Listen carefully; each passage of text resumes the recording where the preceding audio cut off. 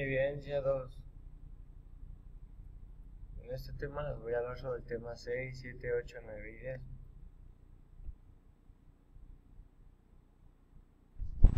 Tema 6. El género dramático y sus antecedentes históricos. ¿En qué consiste las características del género dramático? Las características son: las obras se presentaban en 4 partes, 3 tragedias y una comedia. Las tragedias se basaban en historias de sus héroes, las tenían una oportunidad de tiempo, unidad de espacio y una unidad de acción. En todas las obras incluía el coro, y en estas nada más se podían actuar hombres, no podían actuar mujeres. Las características del teatro. Las características del teatro no son las mismas a las de la obra. ¿Por qué? Porque es otro tipo de representación que incluye también el lugar que incluía el todo y el lugar para los espectadores, y donde se presenta la obra, este tenía forma de U. El proscenio era el lugar donde se llevaba a cabo la acción. Hoy en día se le conoce como escenario. La orquesta era el sitio designado para el coro. El timel, lugar donde se llevan los sacrificios, y snake, puertas que se encontraban en el proscenio que servían para entrar y salir de los camerinos. Análisis histórico del género dramático. El teatro clásico. El teatro clásico consiste en que tuvo un origen en la Grecia antigua. Las primeras manifestaciones y representaciones teatrales se hacían en una plaza. O sea, todo esto se hacía en una ciudad, en una plaza donde la gente se reunía para poder llevar a cabo el teatro. Teatro renacentista y barroco. El teatro renacentista fue en la Edad Media también, porque este fue un periodo muy complejo para los artistas interesados en expresar sus ideas de cualquier forma. Si el arte no guardaba relación con la iglesia, era considerado profano y prohibido. El teatro neoclásico. El teatro neoclásico surgió principalmente en Francia, en los siglos XVII y XVIII. No fue un movimiento posterior al barroco o una consecuencia del mismo, sino que fue una corriente literaria que surgió a la par, pero con otras formas muy particulares. El teatro moderno.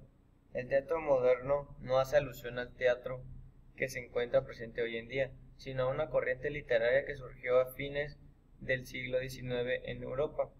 Por extraño que parezca, el romanticismo estaba matando al teatro. La gente se aburría mucho y los teatros cada vez se estaban quedando sin gente, o sea, se iban vaciando.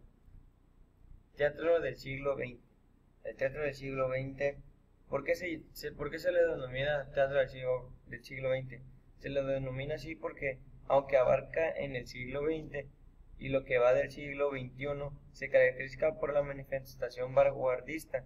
Surgió como una inquietud de las personas por poder manifestarse. Tema 7. El teatro. El teatro consta de dos estructuras: estructura interna y estructura externa. La estructura externa, consta de un acto, una escena y un cuadro. ¿En qué consiste el acto? El acto es lo que se va a llevar a cabo, o sea, que se va a representar. La escena son los diferentes tipos de escena 1, escena 2, escena 3, cómo se va desenvolviendo la obra referente a estas representaciones. Y el cuadro es también, aparte de apoyos auditivos y visuales que ayudan a entender el mensaje. La estructura interna consta de creación de la obra, personajes, tema y acción dramática. Personajes que pueden existir en una obra.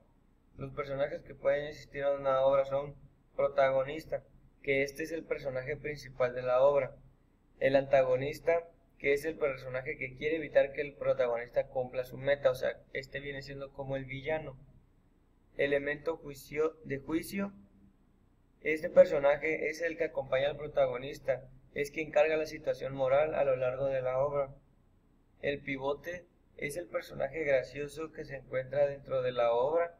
En ocasiones también puede ser una persona despreocupada y sin cuestiones éticas. El espejo es la persona que se encuentra cerca del protagonista o del antagonista y se trata de magnificar los defectos o virtudes de estos dos. Los estereotipos son las personas que representan rasgos muy representativos de una comunidad. Los redondos son los personajes que tienen dos o más formas, o sea que pueden tener varios papeles. Y los planos son las personas que se mantienen siempre iguales a lo largo de toda la obra. O sea, estas son las que no tienen otro cambio de vestimenta o otro papel. Son las que desde principio a fin actúan con un personaje establecido. Las acciones se pueden presentar de la siguiente manera.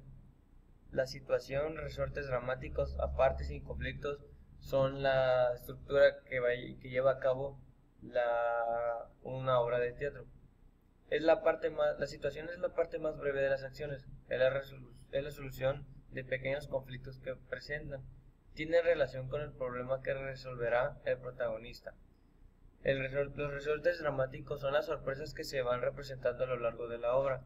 Son los obstáculos inesperados que el protagonista tiene que solucionar. Aparte, se refiere al momento de la obra en el que el personaje principal está hablando solo, en donde manifiesta sus pensamientos con la intención de que el público se entere. Los conflictos es el problema inicial que se presenta a lo largo de la obra. Los conflictos pueden estar al principio de la obra, a la mitad y hasta también en lo último. Los tipos de conflicto pueden ser el ser humano contra sí mismo, el ser humano contra la sociedad, el ser humano contra otro ser humano, el ser humano contra el destino y el ser humano contra la naturaleza. Los subgéneros dramáticos son la tragedia, la comedia, la tragicomedia, la farsa, la sátira y el melodrama. Tema 8. La tragedia. La tragedia consta de la exposición que se hace la presentación de los personajes y en esta también se muestra el conflicto. En esta podemos ver que tenemos la presentación de lugar y tiempo. Esto se apoya en la escenografía, sin embargo existen obras donde el narrador ayuda a identificar el lugar y el tiempo en que se va a realizar. También tenemos lo que es la presentación del protagonista, la presentación del conflicto y la presentación del antagonista. En la presentación del protagonista es donde se presenta al autor principal, al personaje principal de la obra. La presentación del conflicto es donde se resalta qué es lo que está pasando o cuál es el obstáculo por el que el protagonista debe superar. Y la presentación del antagonista es como la consecuencia de la presentación del conflicto. Aparece el antagonista que trata de evitar que el protagonista cumpla su meta. En el desarrollo de la tragedia se puede decir que es la parte medular de la obra. Se requiere suspenso y tensión para el público que se encuentre interesado en ella.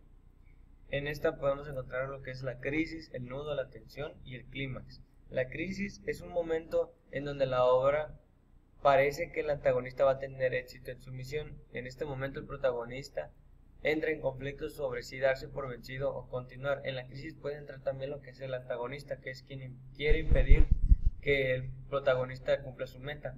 El nudo se encuentra en el centro de la historia y es el momento en el que el protagonista tiene que decidir qué rumbo debe tomar. La tensión es cuando el protagonista realiza las acciones que decidió establecer en el nudo. Y el clímax es el momento más importante y emotivo de la obra. Es cuando el conflicto está a punto de solucionarse y la obra puede dar a su fin.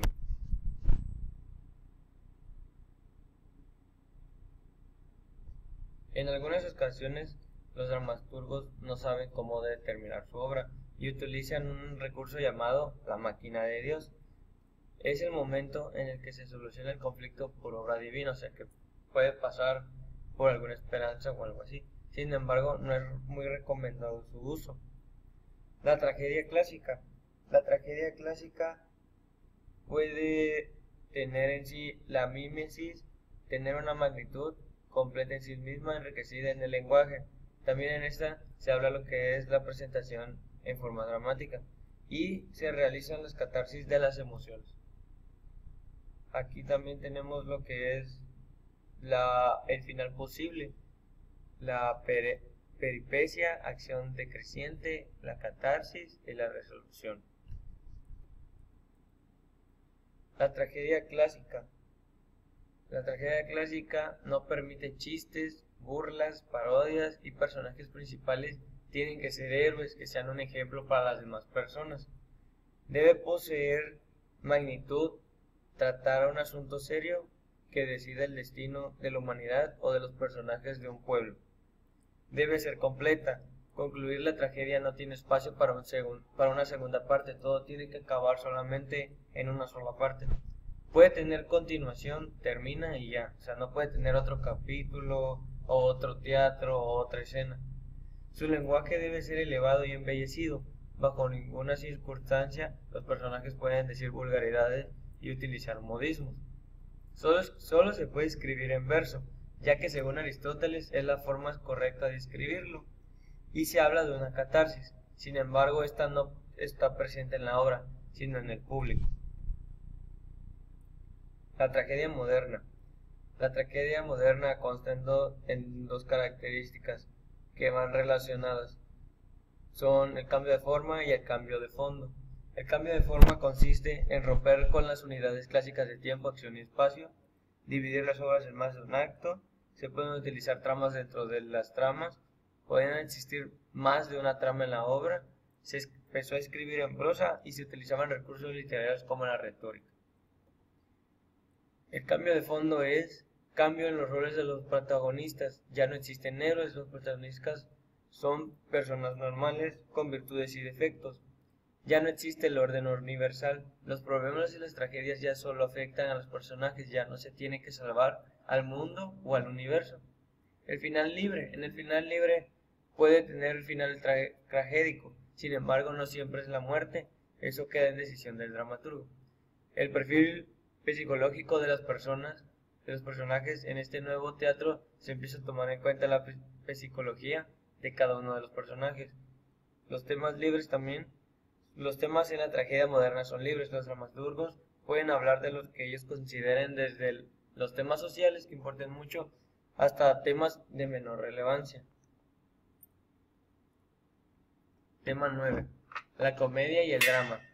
De manera sosa, la comedia tiene dos pequeñas divisiones, la comedia refinada y la comedia vulgar. La comedia refinada se presenta situaciones risibles, un poco embarazosas, pero no graves. La palabra risibles quiere decir con mucha risa, o sea que en una obra puede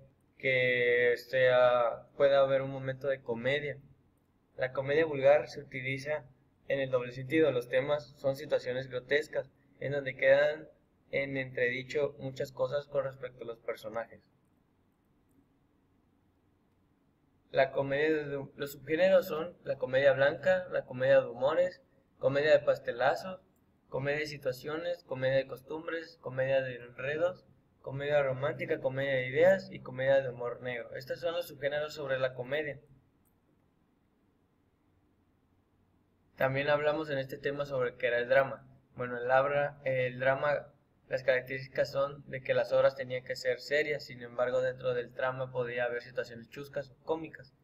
Los personajes que se desenvuelven en la obra son personas comunes y corrientes de todos los estratos sociales. Los protagonistas ya no eran héroes, casi dioses, sino personas comunes con defectos y virtudes, que aquí también se lo puede decir que eran los héroes. El protagonista sufre y tiene que superar grandes pruebas. Incluso puede ser derrotado en alguna ocasión. Aquí es donde entra también el antagonista, que puede ser el villano, que puede derrotar al protagonista. Sin embargo, con el tiempo generalmente se repone. La forma de escribirlas es el lenguaje formal, aunque se permitan algunas frases informales, y este solamente se escribe en prosa. En la tragicomedia está lo que es la tragedia-comedia, comedia-tragedia, drama-comedia y comedia-drama. La tragedia-comedia, en este tipo de tragicomedia, se utiliza como base una tragedia. Las reglas de su composición